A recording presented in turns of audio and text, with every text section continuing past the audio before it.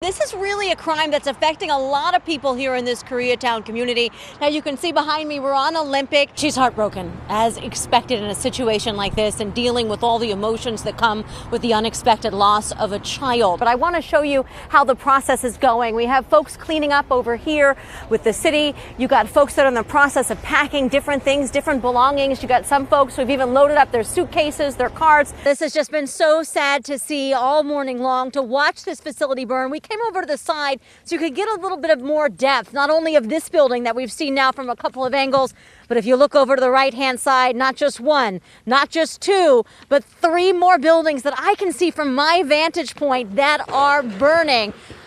And what you're hearing behind me is simply the roof collapsing, the entire building's falling to the ground. There are a lot of firefighters up here. They are doing what they can to protect the homes that have not caught fire. We've moved to the backside of this property, though, because I really just want to show you the valley here and how smoky it is, and unfortunately how many homes appear to be burning. We've talked about how weed sales have really changed from, back in the alley or at the friend's house to really high-tech stuff. I mean, take a look at this. When you're coming in here and you want to purchase some sort of marijuana, they got pre-rolls, they've got menus. Pretty cool, isn't it, guys? Yeah, we're talking about 18 acres. They want to rent from the city of Los Angeles to employ about 700 people. The reason: they want to make it to Mars. And for those of you who think, oh, I don't interact with people who are homeless, this doesn't affect me, think again. Hepatitis A is a very hardy little virus. It doesn't even need a host to survive. What that means is it can live on cold, hard surfaces outside the body for weeks, even upwards of 2 months. So all you have to do is come along and touch it weeks later, and you yourself can become infected. Right here, I've been able to find it maybe mid-calf or so. Up to your ankle is what you're seeing here in this area. There are some areas, depending on how the roadway is, where the water does get a lot deeper, but the concern is, where is all this water going? Starting today, as you mentioned, you're going to have to allow yourself a little bit more time when you get to the airport. What that means is, whatever time you planned on the beach just got shorter. Their first priority is saving life. Their second priority is saving homes and structures. And after this one was already caught fire, there's no point for them to sit out here and waste their time trying to defend it even further. They have other homes that they need to save right now. Indeed. And I'm guessing that's where they are. There was a steady stream of mourners at the Pomona Police Department today. They were shadowed by a fallen flag for a fallen officer as they paused to remember the man killed in the line of duty. I'm very sad for his family. Ruth Ann Kurz stopped by on her way to work to add flowers to a growing memorial in honor of Officer Greg Casillas V. He was killed not too far from where she works as a fourth-grade teacher. Our students live in those apartments and they live in that neighborhood. And it's just difficult for them to see this kind of thing happen and to understand. So we'll spend today helping them cope with this. Also coping is this department. Casillas was sworn in as an officer 6 months ago and was on his last day of training when he was shot. It all started Friday night when Officer Casillas responded to a reckless driver call. Cell phone video captured this man crashing his truck and taking off. Casillas followed to a nearby apartment and was in front of the door when police say the man opened fire, killing the 30-year-old father of two. That sound still echoes in this community today. Anybody who's serving for our community, our country, they're all heroes, and I think it's devastating. Sunday night, the community came out by the hundreds to support Casillas' widow and family, who are just beginning to realize what they've lost. Although they have asked for privacy, his father spoke briefly about the man and the officer gone too soon. He was a great person. As a son, he was a great son. And he always said, I'm doing this because this is what I love. And he'd probably do it again. After a 12-hour standoff, police arrested 39-year-old Isaías Valencia. He is expected to make his first appearance in court on Tuesday. From Pomona, Joy Benedict, CBS 2 News. 3, 2, 0.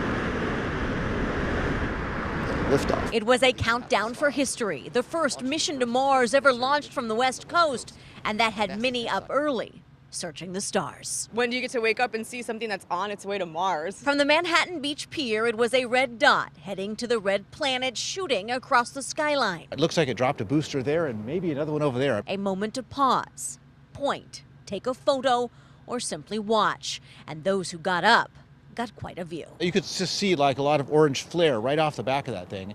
And I was glad I wasn't snoozing because it was right on time. 4:05 in the morning, to be exact. It was visible from the beach for less than 10 minutes, but its journey to Mars will take months. What it made me think of?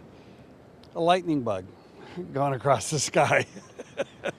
Because that's all it was, is a little red dot. But that seemingly small dot is oh so much more. The Atlas rocket is carrying the Mars lander, instruments designed to give Mars its first real checkup since it formed 4.5 billion years ago. It has a seismometer to detect Marsquakes and a probe that will monitor the flow of heat from the planet's interior, information that may help us learn more about our own planet. That's kind of amazing that like something that small is going that far. And amazing to watch. Signatures look good. Whether through NASA's cameras or the naked eye, this launch had many looking up and looking forward to what's to come. I think that's good for our country, good for everyone, and good for the galaxy. So even though the rocket cleared our horizon very quickly and it's moving very, very fast, it's going to take a really long time before it gets to Mars. That's because Mars is 34 million miles away. It's expected to land on the red planet on November the 26th. From Manhattan Beach, Joy Benedict, CBS 2 News. We are here at the Los Angeles National Cemetery. 88,000 graves here on this lawn, all of them blanketed with small red, white, and blue flags in honor of those who lost their lives here. You can see behind me the ceremony that continues to go on there in the distance. If they have speakers and they have music, and they are really just taking the time to pause and remember those who died and sacrificed their lives for our freedom. It is a day to pause, to honor, to remember that our freedom was never free. We all know those who have sacrificed. At the Los Angeles National Cemetery, it was a sea of patriotism in the seats and the lawn as red, white, and blue blankets the graves of the men and women who died fighting for this nation. So I say to the City of Angels, let us always remember the angels above us, the men and women who have paid the ultimate price. But for many, they don't need a holiday to know what sacrifice means. To remember her serving her country. Janet Rojas came to the National Cemetery to visit her sister Daniela. She died in Afghanistan 4 years ago. She was just 19. Very brave. Not everyone does what she did.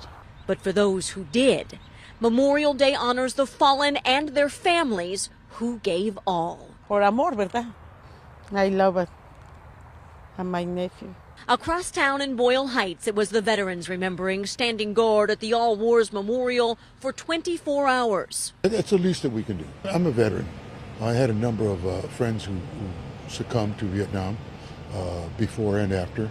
We are standing with you.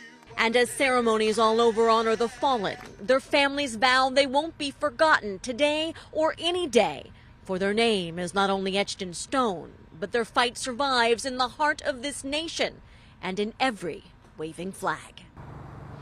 So very true. Well, this ceremony is expected to continue until about 11:30 and end with a flyover here at the National Cemetery. But of course, everyone here wants us all to remember and honor those who made this sacrifice not only today, but every day.